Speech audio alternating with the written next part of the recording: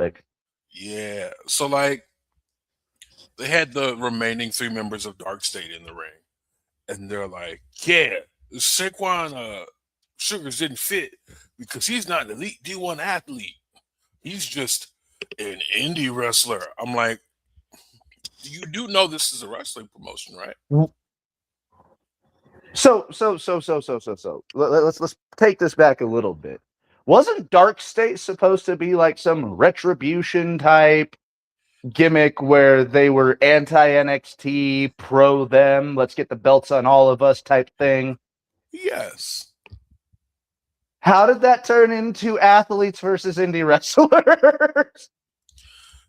I, well, that's what happens when you take a group of people and you kick out the only one that can cut promos.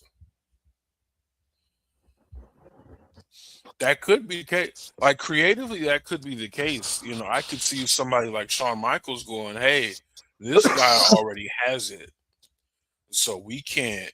Y'all, the other three of y'all can't rely on another person. So we're gonna kick him out the group And see what you guys can do as a group. Yeah, I mean that's what I would think is going on. What's good, everybody? You caught us in the middle of a conversation on this brand new episode of West Coast Weekly. I'm Suge Wrestling. That's Matty Laws. I still got I gotta get the camera angles or the camera thing figured out. Anyway, good morning, Matty. What's good with you? We're doing good, brother. We're doing good. I started my morning off by changing a toilet seat. So You we know, we got that new wood on the porcelain, you know? I feel like that's mandatory. You know, when you get coming to a new apartment, if you can't get a brand new toilet, at least change the toilet seat. Yeah, because it's hard to change a whole set of porcelain out. But what you can do is buy a $20 toilet seat and make sure your Yeah, cheeks are sanctified. They're holy. yeah. Like this is like my toilet seat for this particular set of cheeks. Yeah. I'm gonna be here for 13 months. I don't want to be sharing it with some person who was here for 3 years. Yeah, like I didn't worry about that one too much because you could tell that this place was recently refreshed. I feel it. I feel it. But yeah, going back to this dark state thing, like, yes, Saquon Sugars was like the main guy out of it, like the one that was going to do the most. Isn't Dion Lennox still there too? What are they doing with him? I think they're giving him like a sort of a singles push, which I would think. Because Dion Lennox has everything from the size, the look, the charisma. We just haven't really seen him put anything together in the ring, have we? To be honest, in my opinion, Dark State kind of fizzled out fast. Yeah, they really got put on the back burner because whenever you're feuding with Hank and Tank and Joseph fucking Hendry, yeah, your stock's gonna fall a little bit. Yeah, I think because if you think about it, the real mystique in the Shield is the fact that nobody can beat them for like almost 2 years. Mm-hmm. So if you have somebody like Joseph Hendry, who's essentially a comedy act, come through, A comedy act who's got the fucking appeal of a main eventer. yeah, like a musical comedy act with main event appeal, and it's like, okay, I don't think we can recover from this. Hot take: Joe Hendry in TNA is what Elias should have been before the pandemic. That's a fact. And don't get me wrong, I love Joe Hendry. I've been watching him since fucking the WCPW days, his time in Progress and shit like that. I still to this day think that Elias could have been a superstar that was never capitalized on. Yeah. He could have at least had a decent mid card run. Yeah, I mean, he did. I mean, I remember that feud he had with Seth Rollins for the IC title. I was hoping that was going to lead to him at least winning the IC title. Yeah, see, that's what. So I said decent mid card run, and we can kind of talk about this. Um, it kind of came up because what's his name? Ariel Helwani said that WWE is kind of feeling soulless at the moment, Soulless is a word for it. and that's usually when we start to look for a, something else that scratches a wrestling itch, i.e., being UFC, boxing, maybe real American freestyle, if that's your cup of tea. Some of the stuff on Real American Freestyle looks cool, but Brother, then they've got Ben Askren after getting a fucking lung transplant going into a match with Bilal Muhammad. you can't write that. You can't write that kind of drama. Like, I was like, ah, cool. Ben Askren's going to have his, he's been fighting for his life these last couple of years. It's good to see him finally get back to something he loves. Who is he facing? Oh. Oh, Lord. He gonna need every bit of them fresh lungs. Yeah, I was about to say, because to those who don't know, Bilal Muhammad is an animal. The man can wrestle. I think he's only lost twice or three times in the UFC. So we'll put a pin in that because we'll get back to it because I was kind of going somewhere because I was thinking like the only other time I felt WWE lacked so much was I want to say when I first found out about TNA. And like I was TNA heavy for quite some time. And just to see both WWE kind of be soulless and AEW kind of TNA kind of be soulless at the same time is very sad for me. it's depressing. It's incredibly depressing. The first time I sort of left is back when we had the establishment of these Uber champions that we're probably never going to see again. Randy Orton, Triple H, Cena. John Cena. I don't see quite a lot of people hitting teams in world championship reigns again. Mm-hmm. I think the most we have right now is I want to say Rollins and Roman are tied at 6. Rollins just turned 40. I can see Rollins hitting 10 at least. At least. No, 10 like is acceptable, but oh, you're talking the teens, so 13 yeah, up. I don't think anybody's hitting 13 and up. Well, Maybe let's go back because like how many are there that are in that elite category? There's Flair, Cena, Triple H, Orton. Did Edge hit the teens?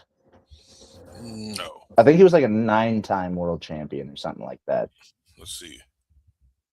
But like you've got a good point. Like in order for Seth and Roman to get there, they got to put like another decade into this shit. Yeah, because it just shows how weak the main event scene was at the time. Mm-hmm. I mean, I don't even think Undertaker hit the teens. Edge hit 11. Edge hit 11. I don't even think Undertaker hit double digits. Because I think he only won like the world title like 4 times, and he was WWE champion I think twice. Let's find out. But yeah, it's gonna be hard to sort of crack that 10-11 unless it's sort of written into your character the way that Edge was. Like if they booked Austin Theory correctly, like from jump, he might have had a chance. Yeah, because everyone who might have had a chance has sort of squandered their years in WWE. Let's look at the youngest people currently there. Do you see Javon Evans winning that many world titles? I would hope so, but no. Like I can see Javon Evans winning 3 or 4 world titles, at least during his time with the WWE. Braun Breaker, do you think he's got a chance of getting that many? If he stays healthy.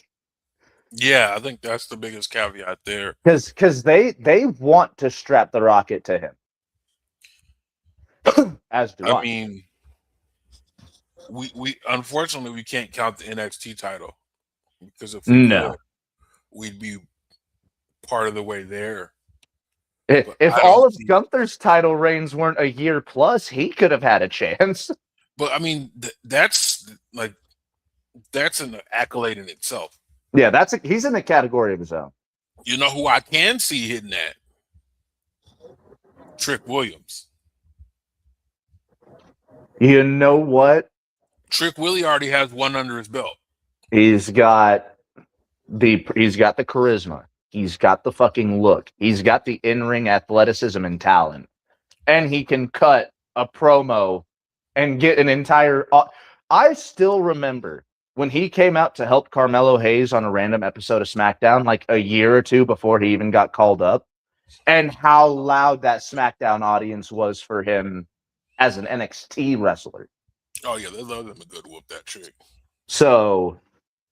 Trick Williams definitely has a chance. How old is he? 27? I think so, but listen, he already has one under his belt. He's got that TNA world title. Yeah. Not everybody.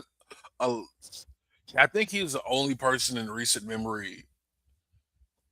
I think he might be the only person to leave NXT with the world championship reign under his belt. That started in NXT. So like somebody like I was about to say Kevin Owens, but I forgot that was a U.S. title.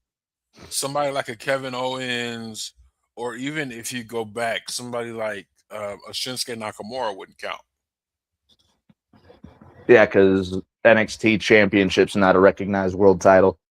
No, I mean, so even I mean, what I mean by that is they held belts in other places. They held Nakamura. Oh yeah, a world championship in New Japan. But that doesn't count.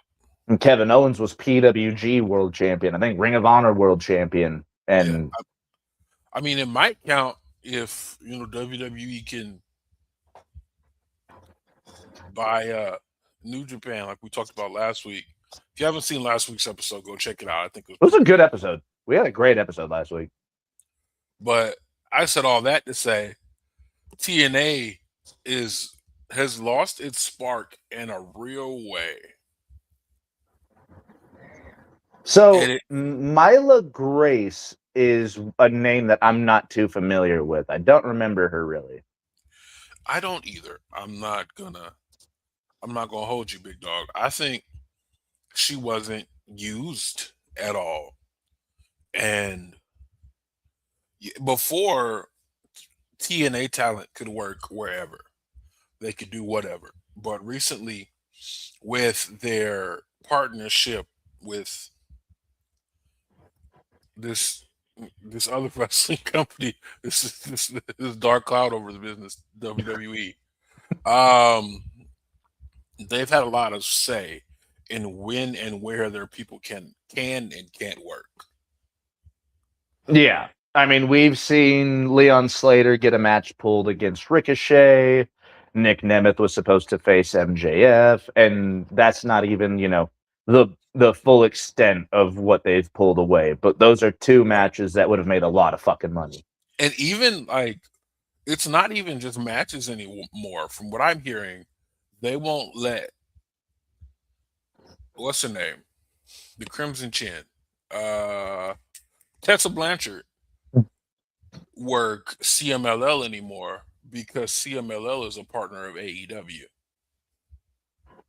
I mean, we don't want to see her in TNA.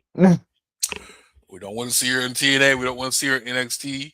Go let her be with her man down in Go Mexico. to CMLL. You have fun down there. Go let her be with Fing Hay down in Mexico, please.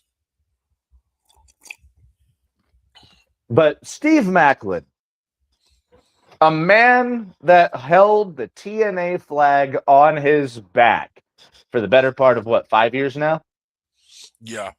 He held the world title for 2 to 3 months and the international title twice. And I'm not gonna lie, that Steve Macklin, the world title run, gas. Brother, Steve Macklin was bleeding so much and so profusely that they had to put in hey, maybe let's not bleed that much. And look, Steve Macklin saw John Moxley's work as of late. He was like, I ain't gonna let this motherfucker outbleed me. Oh, buddy, give me that match. Give me that match. Absolutely. Moxley versus Mac. Give me that fucking match. But yeah, you know he's gonna pop up as the 24th member of the Don Callis family. The Don Callis family. Because what did we talk about last week? Kevin Knight going heel. Who was he going to align with? Of course it was a fucking Don Callis family. You know it had to be the Don Callis family. Dude, I fucking fell to my knees. And you know, Shane Taylor Promotions was right there.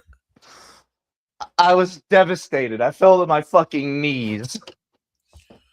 Shane Taylor Promotions was right there. But back to the Steve Macklin. You know, at least he had one of the greatest releases of all time. Not many people get to call their boss a cuck on TV and then get to leave 3 weeks later. Sit your ass down in that cuck chair. And unfortunately, that's what it is. It's not looking good for TNA. Everybody thought that this deal would be great, and it's been great for a handful of people. It's been good for Joe Hendry. It's been good for Joe Hendry. It's been good for Mike Santana. Oh, yeah. He's also rumored to be gone, too, yeah? Yeah. I don't think he's going back to AEW because he was there and they did nothing with him. As a matter of fact, I don't know if he burnt any bridges, but, I mean, I know him and Ortiz ain't fucking close no more. Ooh-wee. Got a nice little earthquake. You all right? Yeah, I'm good. Did you feel a rumblies in your tumblies?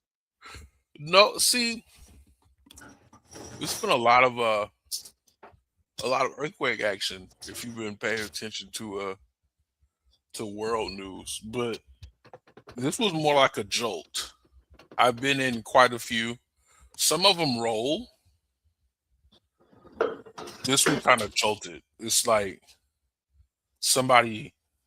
it's like a giant slams the door to your house and like the whole house shakes, even the floor. Kind of like Mothra just kind of landed real quick and then was takeoff. It was just a little thud. You know, my as a Californian, we kind of judge earthquakes by do I got to replace a bunch of shit because it got knocked off the shelf? What's the most expensive thing you've had to buy after a earthquake? I haven't had to replace anything, fortunately. Hey, that's good to hear at least. I thought you were about to tell me like a vase or some shit. No, and I'm hoping it stays that way. But if my family's not panicking, I don't really trip off it too much, and they're still asleep. Let's see if we can get It's the second time I've been sitting here on stream. Dude, it happened last week. Yeah, it did. Okay. So that was a month ago, I want to say. Was it a month ago? I thought it was last week. No, it was a month ago. That was a 3.2.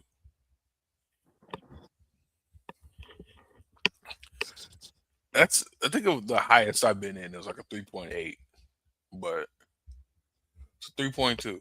You saw it live here on West Coast Weekly. So how close are you to the fault line? Like, I don't got to worry about Suge and family floating off into the ocean, do I? No, I'm not that close to the ocean anymore, so I'd say no. Okay. There's there was one around where I lived before. There's one like my sister lives right over a fault line. It's SoFi is built basically on the fault line. Just for like anybody who's thinking about That going to the I don't think I could live in Cali, bro. I genuinely don't think I could do it. But yeah, we're next to we're close to where the Northridge one happened. Okay, okay. But yeah, just like things are shaking over here, things are shaking up over in TNA. You have quite a few. Yeah, that was. See, I just like smooth. I mean, I saw a meme on Facebook yesterday. It was the main event of Final Resolution by the end of all of this talent shuffle, and it was Mr. Elegance versus the hometown hero for the TNA World Championship. Yeah, it's been going downhill since Scott D'Amore left. So, I mean, we didn't expect anything less. Once Scott D'Amore left, we kind of knew TNA wasn't going to be the same. So who's either left or been rumored to leave since Scott D'Amore left? The Machine Guns. The Machine Guns, Josh Alexander, Jordan Grace, Giselle Shaw. Giselle Shaw went up to MLP with Scott D'Amore. Yeah. I'm pretty sure they lost a couple tag teams. Yeah. I don't remember off the top of my head, but I'm pretty sure they lost like a tag team or two. Hammerstone left. That's right. They had Hammerstone. He left. Hammerstone had a match with Obafemi. Where? When? In TNA. When did I miss this? Oh no, NXT. I don't remember this. I'm gonna have to go find that match. I know he had a TNA NXT match. I was like, all of NXT's on YouTube now, so it'd probably be easy to fucking Google or YouTube it. But yeah, the TNA is Oh yeah, no, it's right here. It was an 8-minute match. Okay. I found the whole thing. But yeah, TNA is currently what's the name of the two characters from the Titanic? You know, I don't watch movies. I know Jack. I don't remember her name. Oh god. But yeah, the TNA and their audience right now is that final part of Titanic where you're both on the fucking door, and then there's enough room for both of you. But she looks at you and she lets you off. She tells you there's not enough room. That's what Carlos Silva and TNA have done to the audience this past year or two. That is hilarious. What is this woman's name? Yeah, babe. It's the bitch from the Titanic. Jack and Rose. That's what it was. Yeah. There's not enough room for us. I was like, no. Yeah, I was trying to remember her name, and because I was alive, I couldn't remember the name for the life of me. Well, I'm glad somebody knows. I had no idea. But then there's some people who did like a few matches in TNA that because of this partnership will never be back. See, I didn't hear anything about that. I haven't heard anything about, people being super displeased with like their one-offs. No, I'm just saying. Think about it. Okada said he'd be back. Ospreay said he'd be back. Yeah. And you have to remember, right before WWE did this partnership with TNA, TNA was on a fucking heater. TNA was the best promotion out of the three at that time. Yeah, no, because Osprey versus Alexander was a banger. Osprey versus Speedball. Yeah, and We got some magic in that's that another last one couple that months. it's another one that left Speedball. Oh yeah, Speedball was a massive star of Impact. Yeah, are they gearing up to be sold to WWE? Like an outright sale, I could see it. But they just got this deal done with AMC. Like they've got their own money right now. Yeah, and that would just be another place for that. It'd be another place for WWE to showcase their bloated roster and make people feel important. I mean, they made the entire NXT roster feel important a year ago. Yeah, I mean, think about it. Lince Dorado, X Division champion. Zima Ion, DJ Z.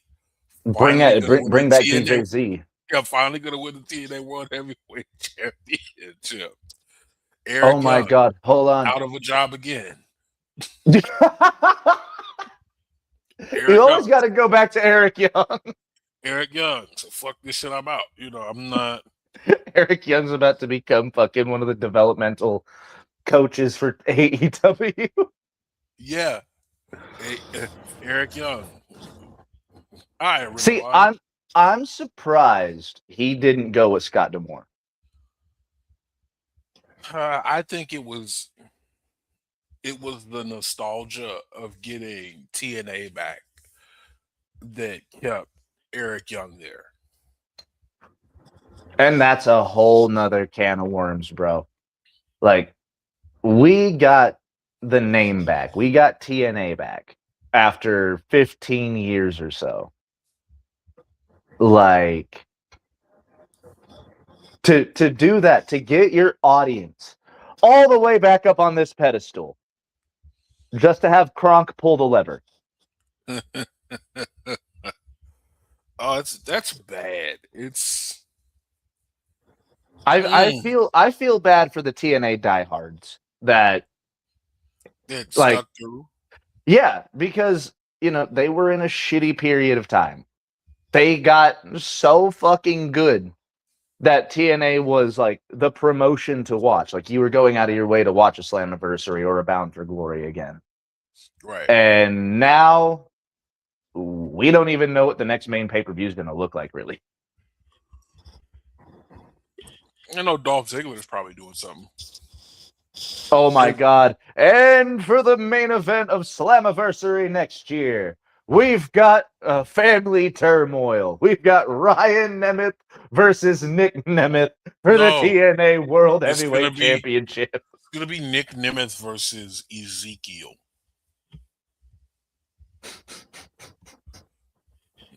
Make fucking Elias shave his face again. Wait, no, he's Elijah now. My bad. Elijah. My bad. I could see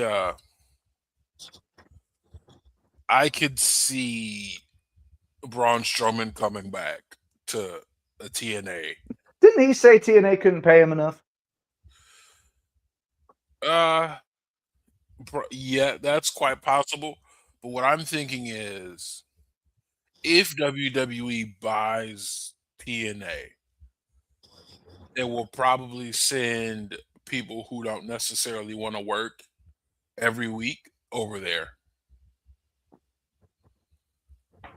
Well, now you got to look at the list. Who are the people that don't want to work? Because there's so many people on that roster that I guarantee you would love to be on TV weekly.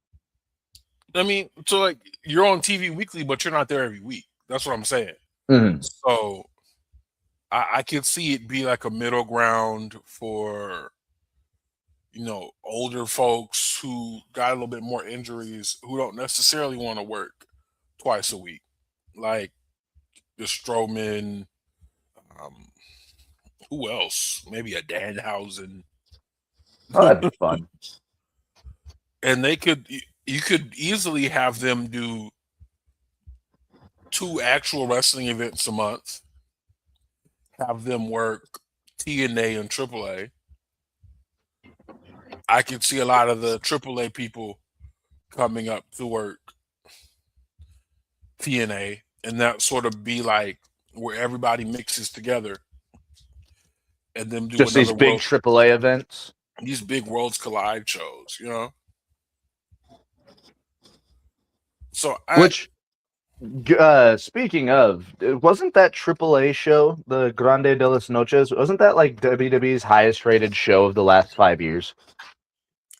it was, and I'm glad you brought that up because I watched. I tried to watch Night 2, and I honestly felt like they could have just made that a 2-hour thing, cut down on some of the ads in it. We watched it last week. Last night, or I watched it last night, but Saturday's AAA show was one of my least favorites. It was only like 42 minutes. It only had 2 matches on it. Well, you did say they cut out one match that was supposed to be on there. No, they didn't cut. They didn't cut the match out. They just cut out the part where he got hurt. Oh, so there's just like a jump in the match. Yeah. I don't know what the whole match looked like, but they might have cut out a lot because I guess they got Octagon. Octagon Jr. was injured at the taping. I think it was something like a moonsault DDT.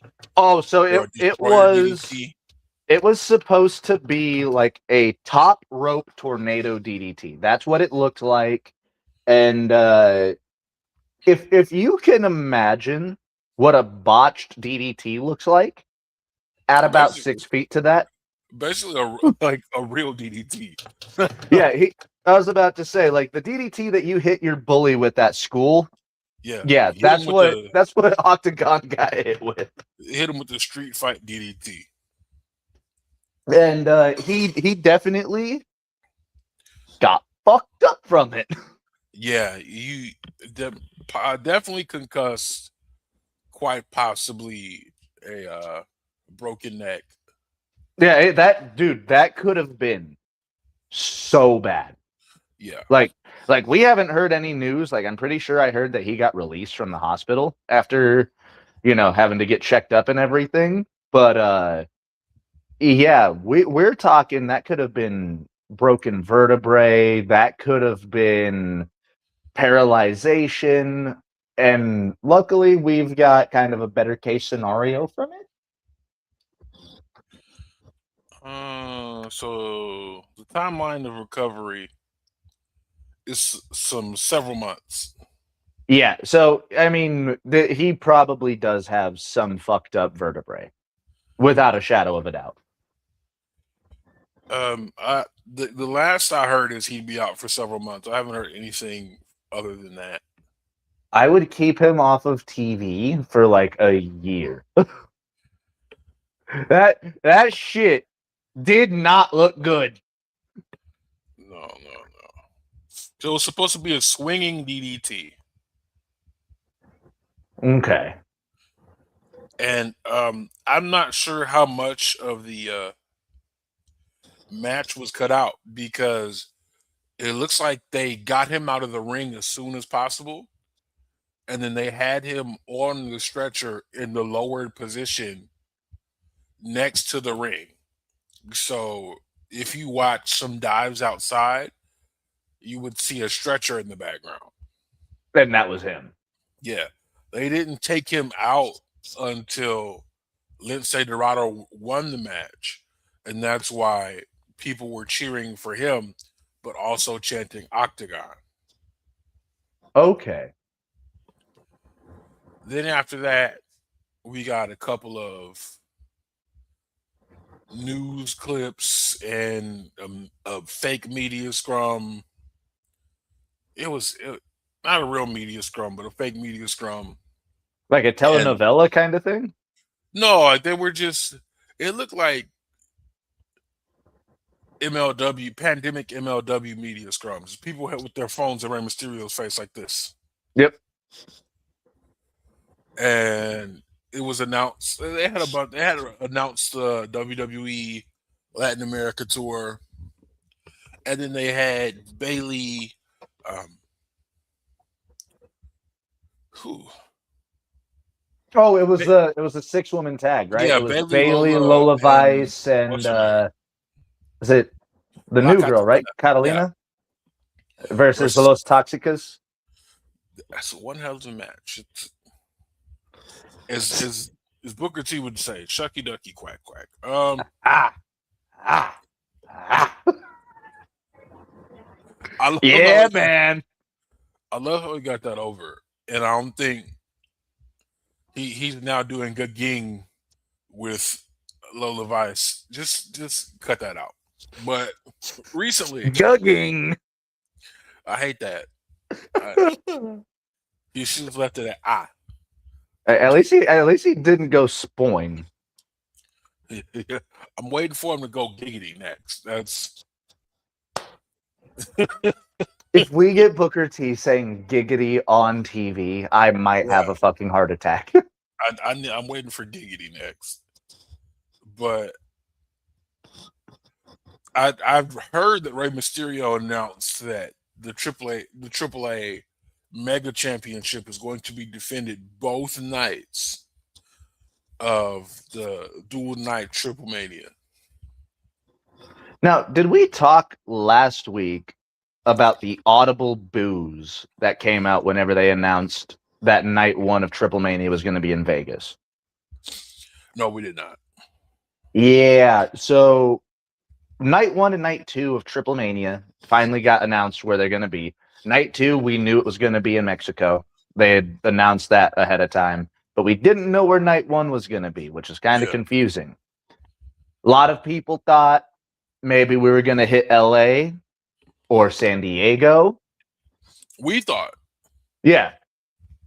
But no. Back to Vegas. Okay, so I've heard some possible reasoning behind this.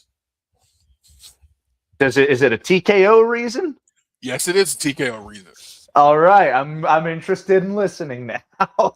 So TKO is ultimately interested in getting AAA, the Americanized AAA, a TV deal over here.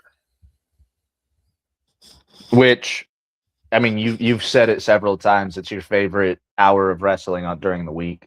Yeah, and it should be on TV. I mean, YouTube is cool. I see nothing wrong with YouTube. I think if you're going to do NXT on YouTube, let's do YouTube. But, they're trying to get as much money out of the deal as possible.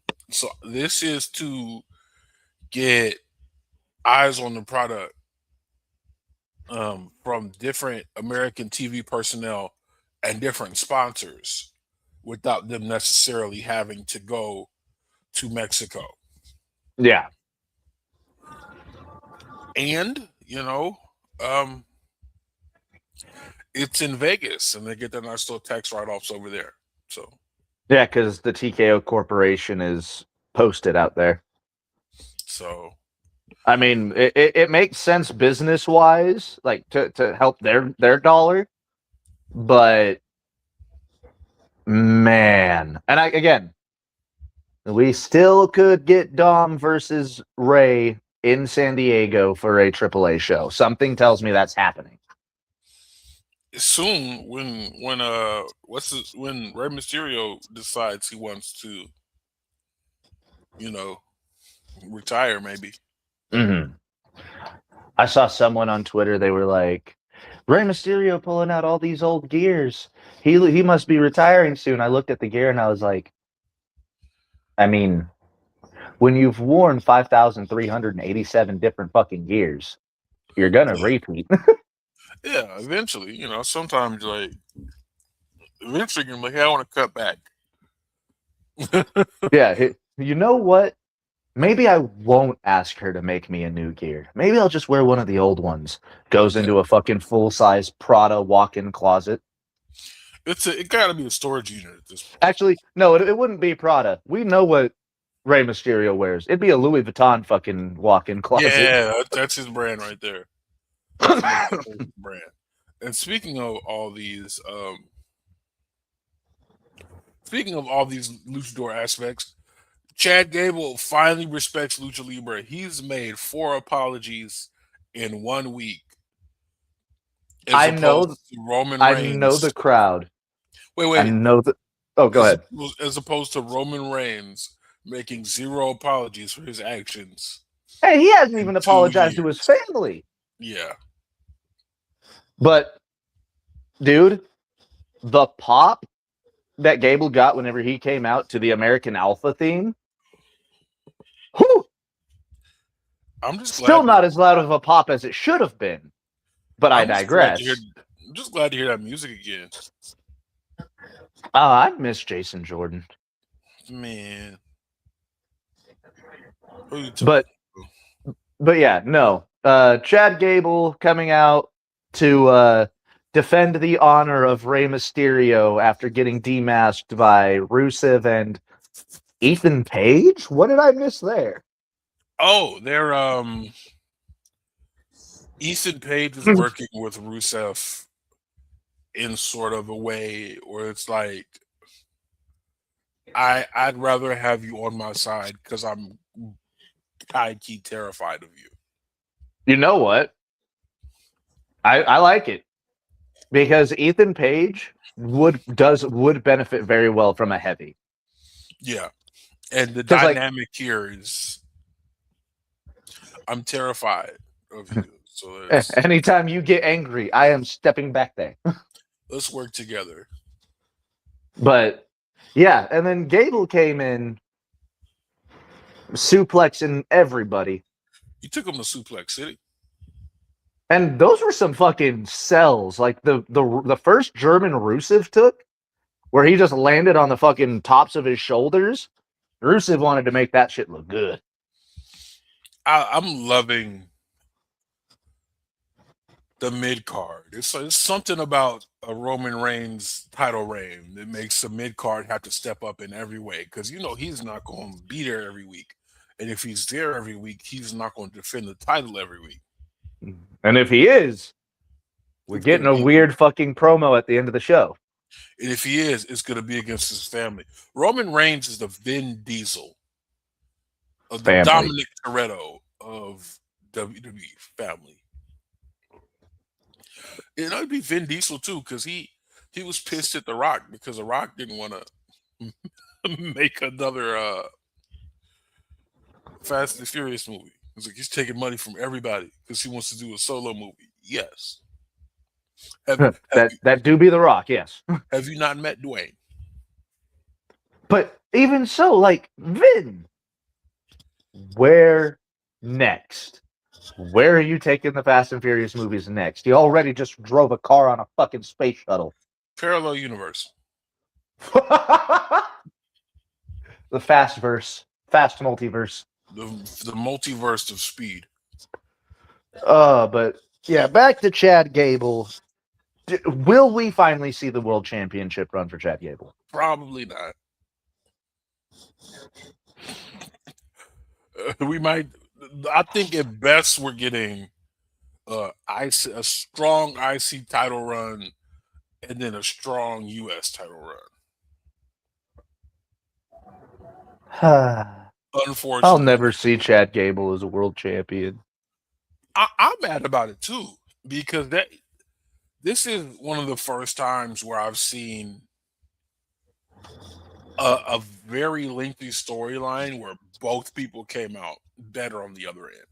Oh yeah, because El Grande Americano, Ludwig Kaiser's about to become Mystico out in AAA. Yeah, it's that serious.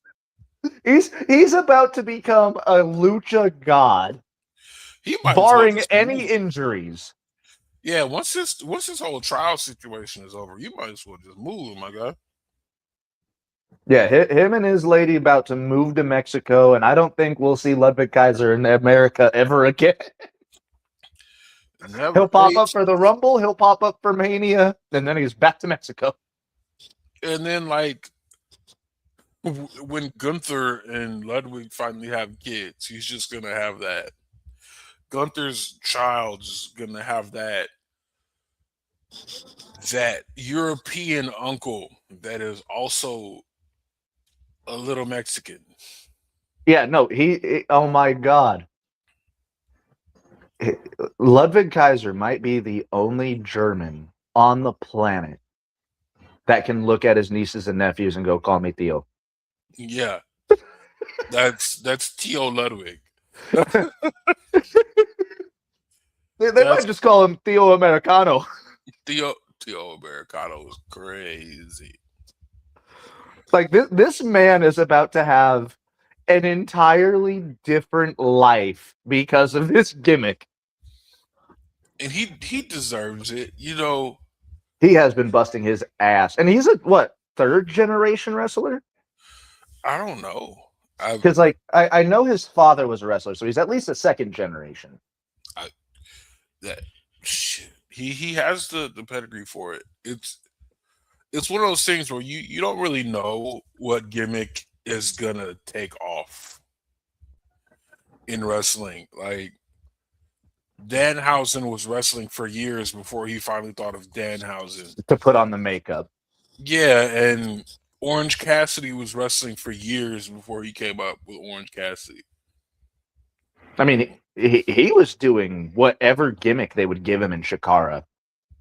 Yeah, literally whatever gimmick. I think he was Fire Ant and the Worker Ant in the same match.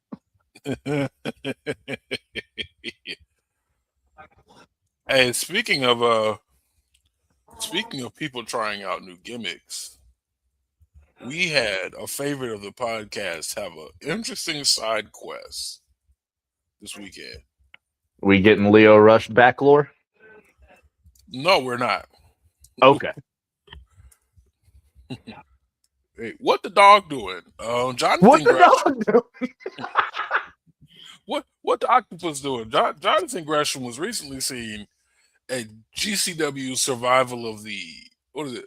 I think it's Tournament of Survival. Tournament of Survival. Yeah. Which, to those who don't know, a big, long deathmatch tournament. I think you wrestle like 2 or 3 times in a night. Yeah, and for those of you who watch modern deathmatch wrestling,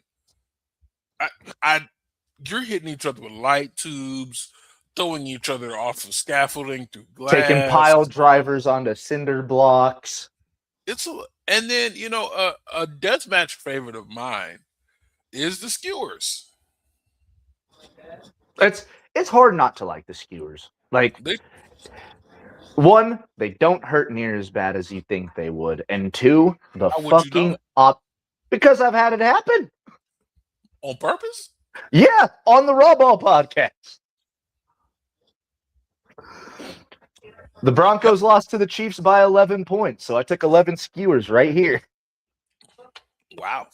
But yeah, like the person taking it doesn't hurt near as bad, unless it's like those tattoo needles. Because I've seen people use tattoo needles to do that spot, and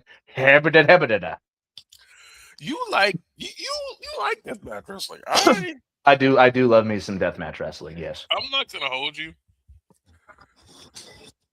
This year's Revolution main event was a Texas death match, and I was incredibly uncomfortable. Yeah, I could see it. And to be honest, the spot that made me the most uncomfortable was the syringe through the cheek spot. See, being a deathmatch guy from like the early 2000s, like watching death matches all the way back then, like Nick Mondo would do that shit like on a nightly basis, and the fact that they fill the syringes with like I'm hoping it's water. Saline, I'm hoping baby. Saline, yeah. And then they just like squirt it through their mouth after they inject. Yeah, no, that shit. Yeah, so I'm not a needle person. I don't do shots. I can't tell you when the last time I got a flu shot. Valid. It's that serious. When they were like, "You're gonna get the COVID vaccine," I said, "Holler at me when you have a grape flavored tablet." Oh, dude, I remember. Do you remember when? Yeah, you're a little older than I am. Remember when swine flu got big and they were doing like the nasal sprays and shit like that? I do remember swine flu, and that's the thing. Like, I've lived through anthrax, swine flu, bird flu, Ebola, and now hantavirus. I think I've been through hantavirus like twice because it was a thing in the 90s because like they had rats in like soda warehouses that kept soda and they were pissing and shitting on the tops of the soda cans and people were So getting so that's why people like freak out and are super cleanly about the tops of some soda cans. yes. All right, bet. Be- Understood. Because in the I want to say the early to mid 90s that was a source of hantavirus spread. So with each and every one of those sicknesses, everybody thought it was going to be like the next big Spanish flu world-ending type epidemic, Mhm. and we finally got it with the COVID.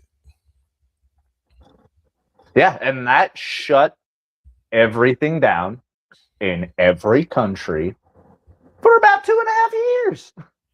Yep, I miss it. I'm not gonna lie, I miss lockdown, and we might be on another lockdown because not because of sickness, but because gas is gonna be stupid high. Oh yeah.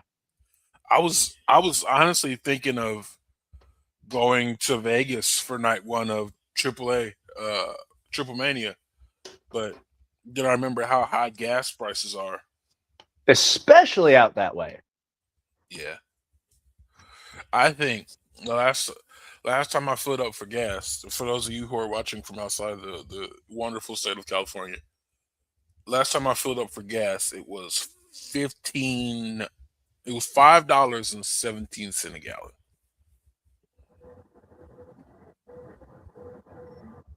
Oh, I'd fucking have a conniption. Hmm. Yep, it hurts every time. Like, That's like $40 not even to get a half a tank. yep, yep. I know, I know it. Like I shake hands. I shake the hell out the nozzle every time. I'm getting every last bit of gas. Like me and the gas nozzle have a secret handshake at this point.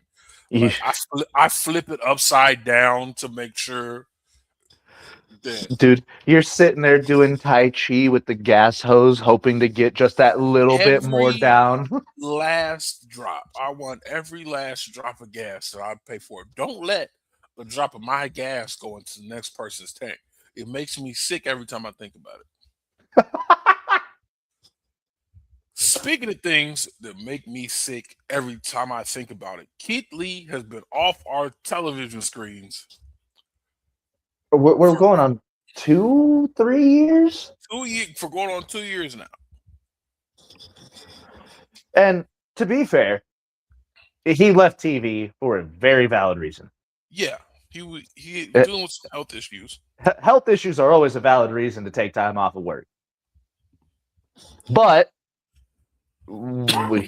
he was at the age of, okay, give him a year, see if he can come back. We're going on 2 years. He's getting up there in age.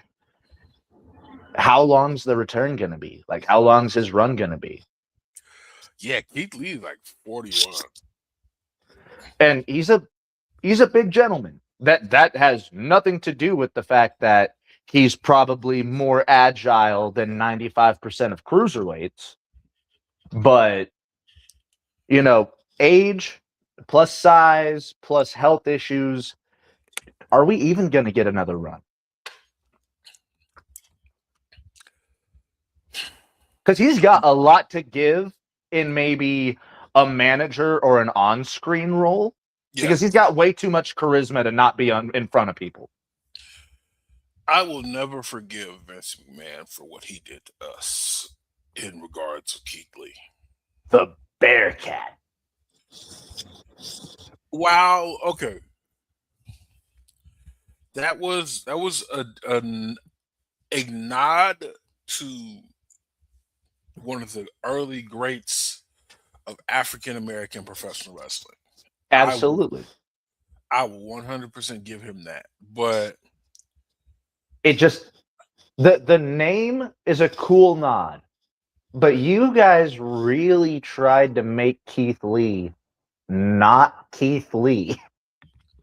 they ruined Keith Lee in the same way they ruined DIY. I wouldn't say DIY. I was thinking more of a Killer Cross. Oh, yeah, no, that's actually very good point, because when Killer Cross came up, we were all excited, Oh, you know. And then we got no Scarlet, and we put Mans in a gimp suit. he said, "Yeah, we're gonna dust off that slapjack retribution mask." That Dude, it looks like they went to the guy that made Lord Tensai's fucking headdress and went to him and was like, "So you know who Demolition are, right?" you know, Karrion Cross. Let's make him look like the newest member of Retribution, TJ's. Retribution hasn't been on TV in forever. I know. It's like calling up Jimmy Wang Yang fucking 2 years after you released him and going, "Why aren't you at TV?" He was a guest. He was a guest. Yeah, did you hear that? No, they called him. I know that's how he got his job. No. So after they had released Jimmy Wang Yang, yeah, like shortly after, he had gotten a phone call from like office. I don't know if it was Vince specifically, but it was from the office, and they were like, "Why weren't you at TV?" Y'all fired. I haven't been employed in months. Y'all fired me for real. You guys are paying me unemployment. What do you mean? But yeah, Keith Lee. Apparently, there's been rumors of how to bring Keith Lee back on TV, and nothing has come to fruition. I have an idea. I have an excellent idea. And I'm listening. Leo Rush. We talked about him a little earlier. You know how Leo Rush was always like, he knows. He does. What if Keith Lee was the he? Yes. I mean, first off, let's break this down real quick. Keith Lee and Leo Rush have some amazing history together. If you've never seen the PWG match where Keith Lee damn near throws him from one turnbuckle into the opposite side turnbuckle. Yes. But like that, because Keith Lee is super good about his timing as well.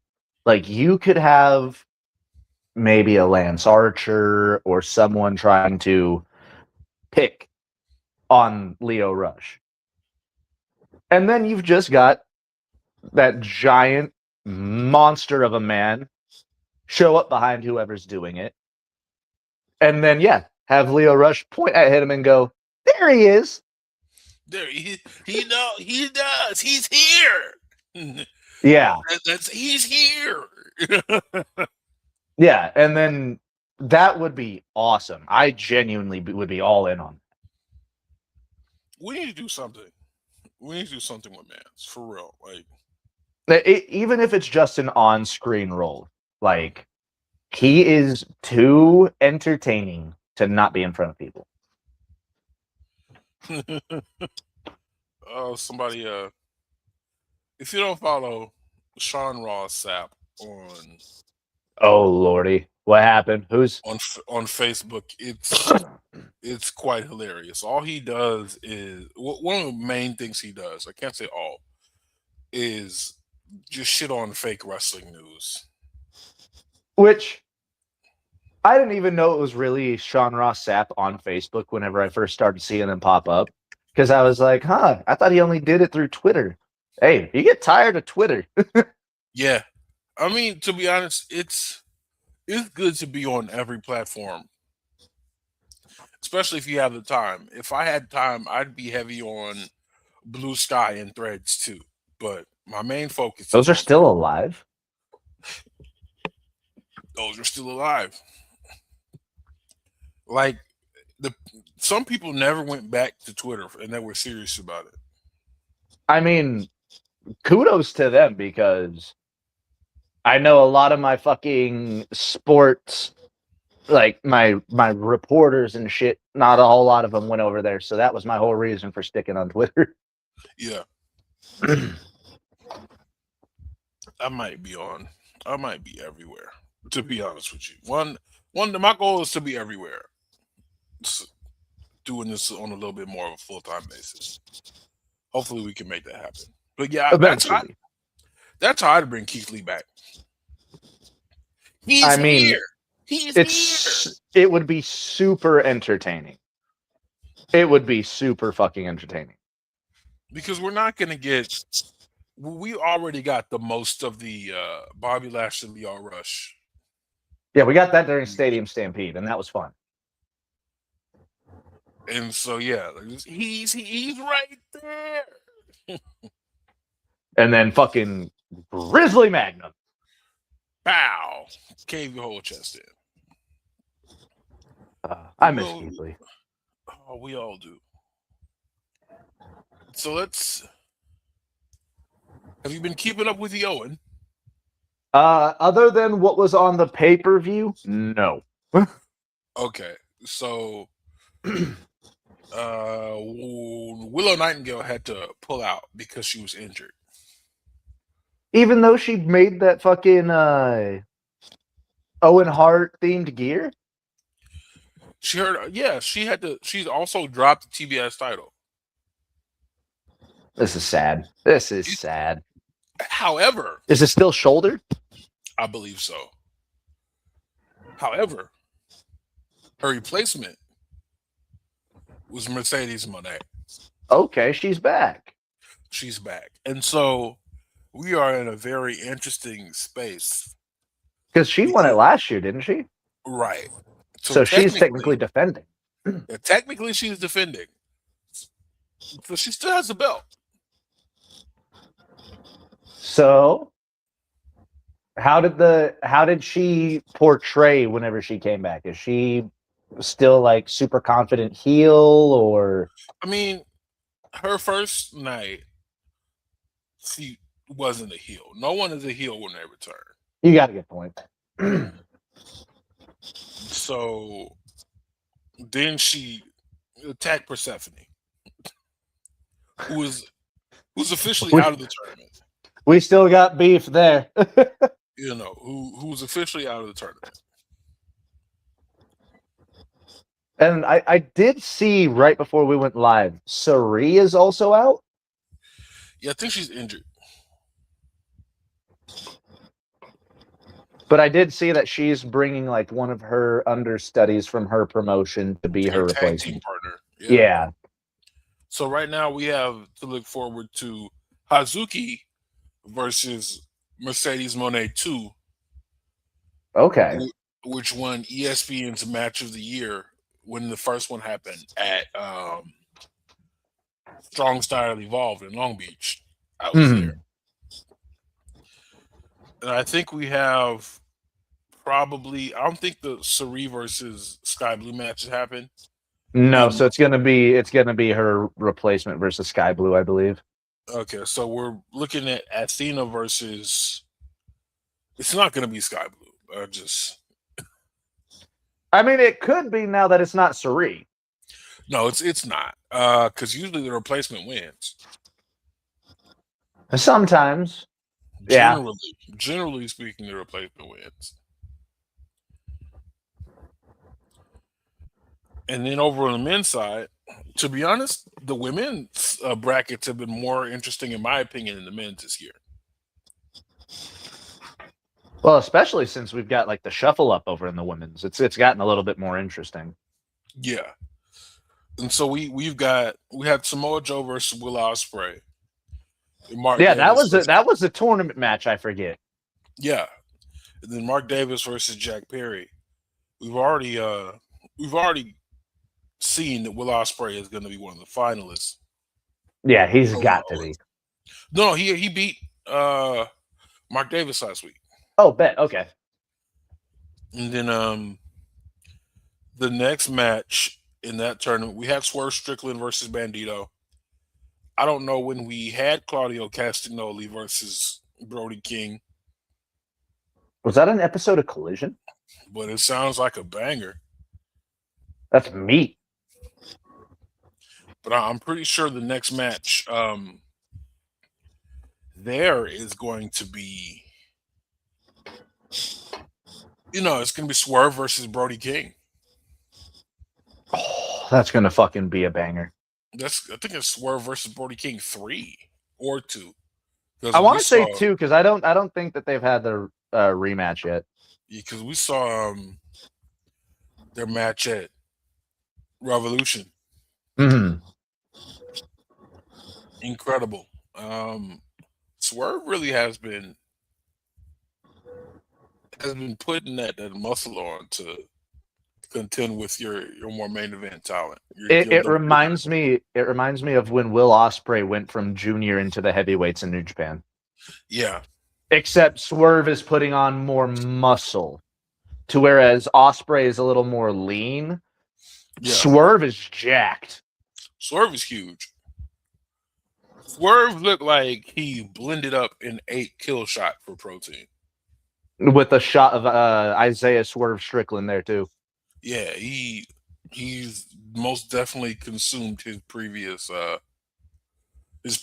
previous incarnations to become what he is now. It's kind of like when Piccolo and Kami linked back up.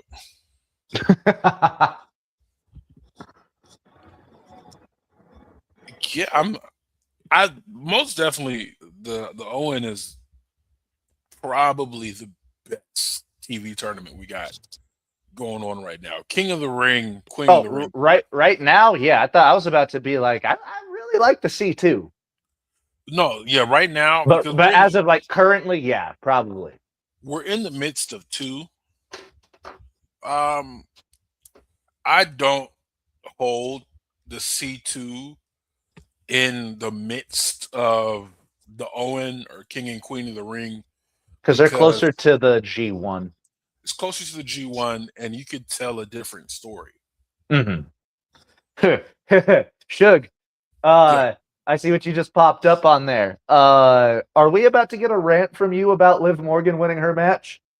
We are. We are. Why would you? All right, so a little bit of context. Usually, King and Queen of the Ring is to put a newer star or someone who's not necessarily in the world title picture. You're trying to put them on a pedestal so that way they seem more important. Liv Morgan's the women's champion right now. What sense does this make? 0. There's none. So, like, either I know they're saying this is a placeholder for Liv Morgan until Stephanie Vaquer gets back, but it's not a good look.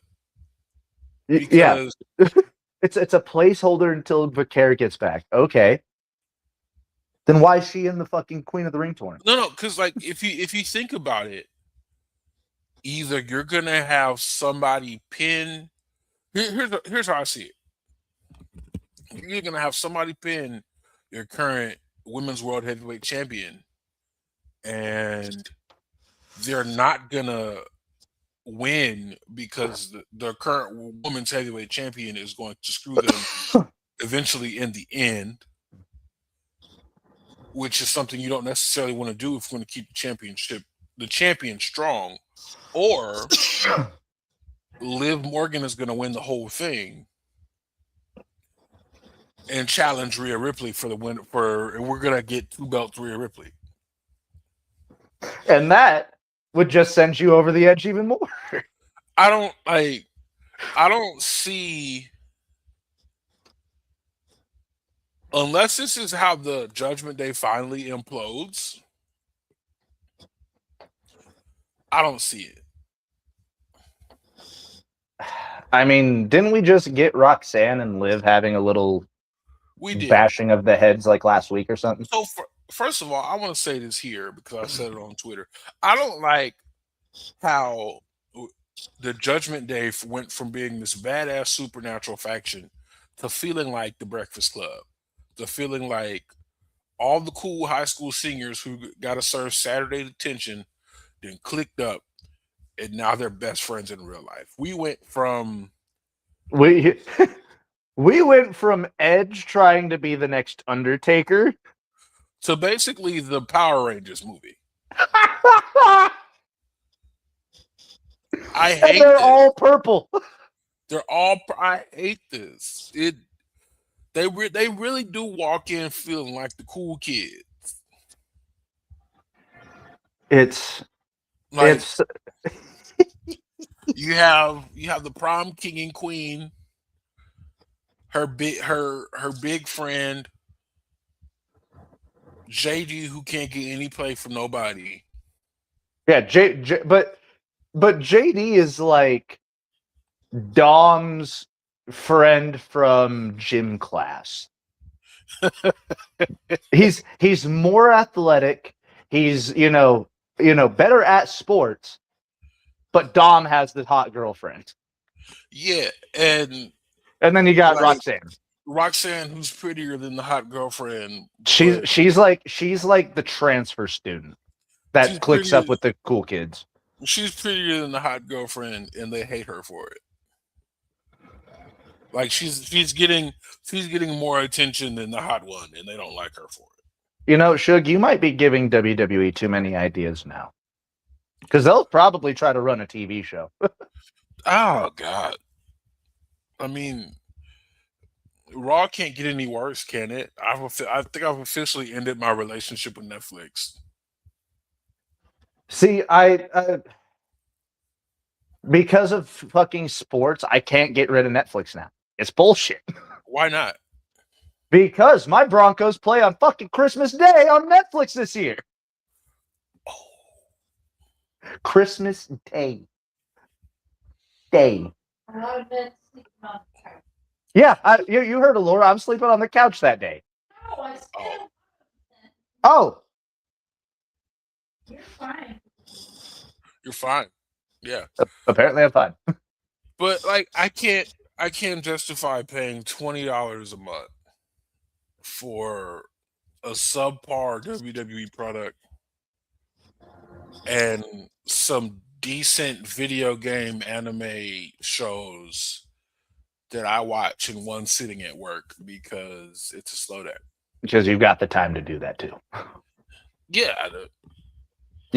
You've got the time to sit there and get those Netflix in. But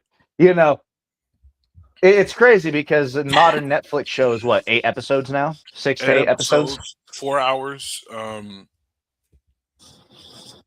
You can crush 2 fucking seasons or 2 series in one day. Like on the night of the Ronda Rousey fight, I watched all of Devil May Cry season 2. Then when I got done with that, I watched AAA, and I still had a shift left. Damn.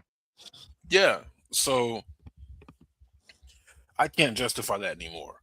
But over on the men's side, things actually make sense. You're pushing 2 to 3 of your best and your brightest.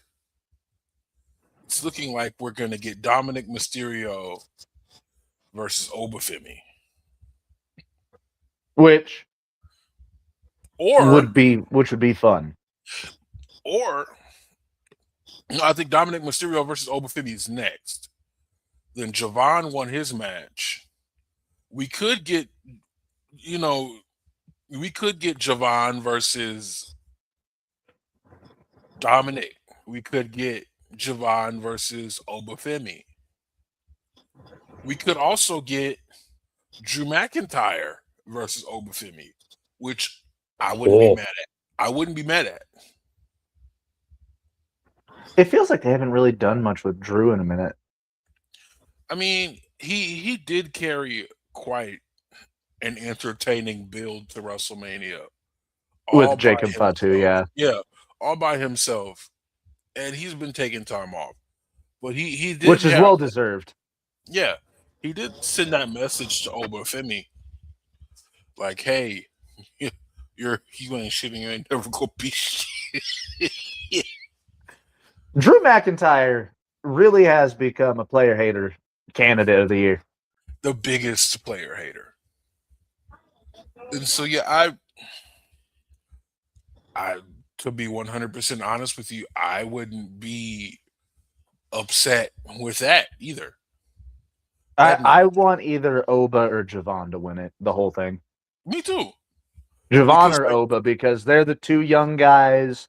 And if Javon wins it, I think would he be younger than Brock Lesnar was when he won? let's do some research. Because How old was Brock Lesnar when he won King of the Ring?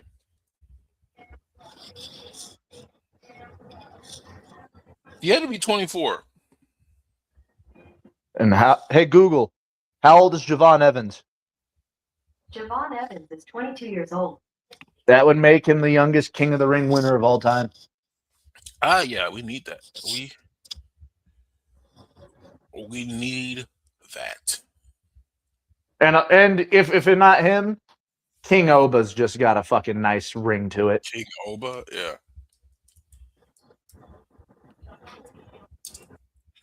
And then our last little bit of wrestling news for the day. We have the return of MLW weekly television. We love us some MLW over here. We have MLW Fusion. We back. We are back. And with the new deals that they've got working out, let's see how the cross promotioning is going to be. I've got some points. Definitely got some points. One, I think they have to rebuild the mainstays in their division. The women's division has really been lacking as of late, and it's not necessarily anyone's fault, I want to say. We had a strong champion, a strong featherweight champion. Yeah, Janai Kai held that bitch for a while. Yeah, and hold on. I want to make sure I have the name right. And Shoko Nakajima was an incredible champion. Mm. If you haven't seen her gimmick, she's like 4'10", and she's like the littlest kaiju. So she comes out. Okay, I know who you're talking about now. Yeah, she comes. They have like boxes set up as buildings, and she comes out just knocking them down. They've had some. She's had some interesting matches with other Japanese wrestlers. I saw her work in Long Beach, and she recently lost the title to Shotzi Blackheart. Okay. That was like week 2. And Shotzi's putting in work right now, too. Shotzi is putting in work. Unfortunately, we're getting Killer Cross versus Matt Riddle 2. What do you mean, unfortunately? I know exactly what you mean. I'm not a huge fan of Matt Riddle. He just he really fucked up his own aura. But I can't lie if I'm saying I still don't enjoy his in-ring work. It's kind of giving sleazy to me now.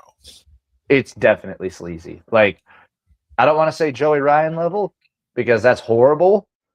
Yeah, but it's sleazy. That's like the depths of sleaze right there. But it's like Joey Ryan truly is like the bottom of the barrel of sleazeball. Absolutely. And you know what? If all this is on purpose, more power to him. You know, if Matt Riddle, if you're doing this on purpose, kudos to you. But if not, but like, didn't Cruel just leave MLW? Like that was like their that was like their last long-term, you know, like actual top guy. Yeah, Because they don't have Alex Kane. They don't have Hammerstone. they do have Hammerstone. No, they do still have Hammerstone? Well, at least they got Hammerstone. Honestly, I think MLW is strongest in its national open weight division. See, here's the thing, because what you can do for the time being, I remember WWE doing this when Brock was the champion. Really have your mid card like take center stage, like have that national open weight title be the main event for a couple pay-per-views. Have, you know, build your women up, have them main event for a little bit, like, because they do need to build like their top level, like what they want to be as their main eventers. Yeah, Because right now it's you know, TNA always got a lot of flack back in the day for being WWE's retirement home, but those guys still had like 10 plus years under their belt to go. yeah, It's you're right.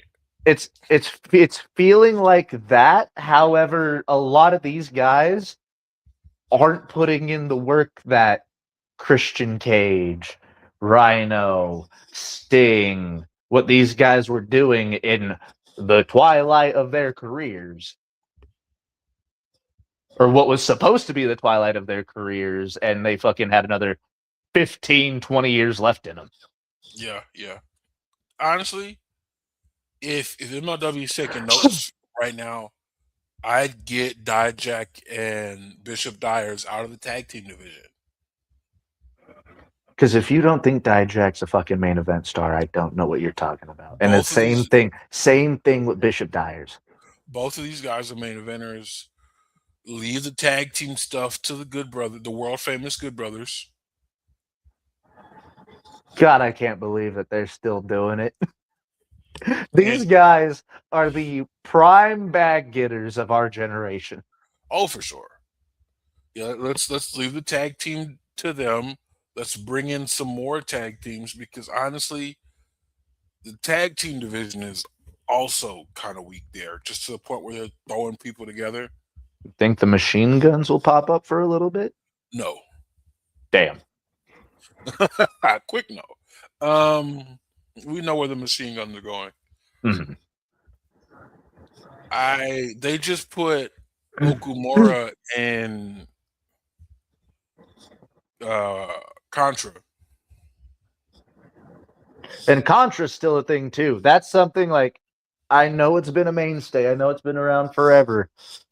Just get rid of Contra. They're gonna try to fill its place with another faction. So I'd rather you just do something interesting with Contra. And to me, Contra hasn't been interesting since Jacob Fatu left. Which is valid. So, yeah, the strongest I'd put. People forget that what's his name is over there right now. The Time Splitter. Oh, Kushida. Put Kushida in the main event. I mean, he's got experience being top level. Like, he ran the junior division in Japan for the longest time. Yeah, put Kushida back in the main event. And to be honest with you, I know we're not the hugest fan of Austin Aries, but he's a fucking genuine main event star. He's still an incredible worker. Like, he's still great at drawing heat, whether it's go away heat or the fact that he's still just that damn good of a worker. Yeah, he's still at the top of his game. So there's with the deals that they've got with CMLL, with Progress, with, you know, all these other promotions, we're probably going to see exactly what we're asking for in new fresh tag teams, new fresh women's stars. I'm pretty sure they do a deal with an all women's promotion. Yeah, I think it was Stardom. Yeah, so you're going to get more of these talents over that will at least fill some spots that you were definitely needing, if not bring you some of those top level athletes you are looking for. And it's only a matter of time until Nikki Cross shows up, in my opinion. Oh yeah. Yeah, and she can carry the women's division. I genuinely think she can. And then also keep an eye on Diego Hill. If you Not sure haven't, if I know that name. yeah, it's a name that's coming up. He kind of reminds me of a Kevin Knight, Okay, so hyper athletic. hyper athletic. He's being mentored by Blue Panther. So hyper athletic is getting trained by one of the greatest luchadors of all time. Yep, and he just had a match with Mystico. Okay, Diego Hill, yeah. Diego Hill. That's one to keep an eye on. I'm going to try to find that match with Mystico, because if he's getting trained by Blue Panther and they already put him in a match with the luchador of this generation, then let's see what he can do. It's on this most recent episode of MLW Fusion. So the one that came out on Saturday. Okay, I'll take a look. This week, it was a good week for free wrestling on Saturday. Just because MLW aired. Well, not only that, it's a great weekend for free wrestling as a whole, because like the first 3-year catalog of AEW is now free on Tubi. Oh yeah. Like it's not the entire catalog. I think there's like 120 episodes or some shit like that. And yeah, it's a good chunk of the first 3 years of Dynamite. It is. Mwah. Yeah, so if you're looking to go back and relive some of the highs and the lows, because I want to say CM Punk's run is on there too. If it's the first, That I think that would have fallen in year 3. some of the highs and the lows. But you know that saying that they have, restore the feeling. If you want to relive that feeling, you can go ahead and do it for free on Tubi. Yep. However, that does bring up something else. Isn't Tubi owned by Fox?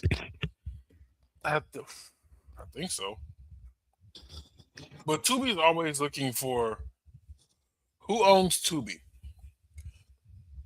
Yep. So WWE is no longer on Fox. AEW is having an issue trying to find a home, with the whole Paramount, Warner Bros. Like that whole kerfuffle. AEW is looking for a home.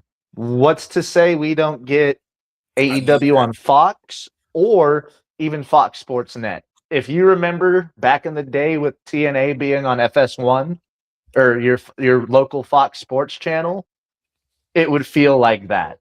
And I would honestly be kind of down for it. Plus, Fox would give them some great fucking production. Just give them on regular Fox, please. Because keep them on free TV. Please do. But yeah, I mean, that's just a kind of a little thought off the top of the head. Tubi is owned by Fox. Fox bringing AEW over to a free platform, see how the first 3 years do and see what their numbers are currently. Yeah. We might see AEW and Fox have a deal here soon. I would love that.